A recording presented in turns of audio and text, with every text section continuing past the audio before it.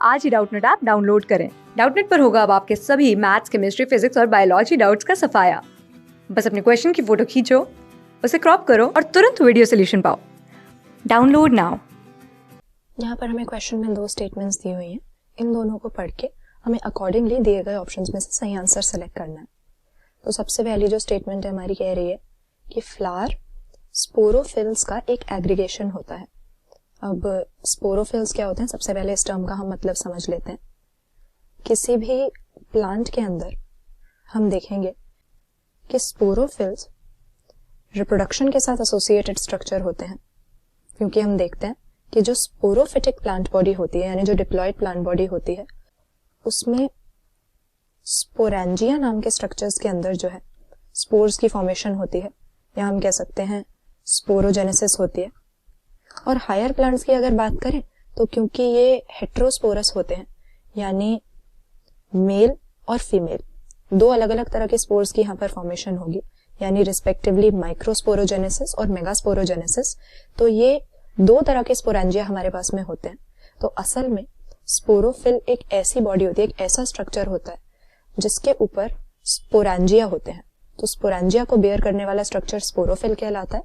और वैसे अगर हम जिम्नोस्पर्म्स की बात करें सपोज, तो जिम्नोस्पर्म्स सीड बेयरिंग प्लांट्स हैं, और उसमें हम क्या देखेंगे कि जो स्पोरोफिल्स होते हैं, यानी स्पोरेंजिया को बेयर करने वाले ये स्ट्रक्चर, ये स्पाइरली अरेंज्ड होते हैं कोन्स के ऊपर, जिनको स्ट्रोबिलाई कहा जाता है। लेकिन अगर हम बात करें अपने एंजियोस्पर्म्स की, यानी अपने फ्लावरिंग प्लांट्स की, तो ये माइक्रोस्पोरेंजिया और मेगास्पोरेंजिया इस तरह से हमें कोन्स के ऊपर नहीं मिलते, या स्पोरोफिल या स्ट्रोबिलाई जो है वो हमें अपने फ्लावरिंग प्लांट्स के अंदर यानी एंजियोस्पर्म्स में नहीं मिलेंगे। एंजियोस्पर्म्स में जो सेक्सुअल रिप्रोडक्शन का यूनिट होता है वो फ्लावर कहलाता है।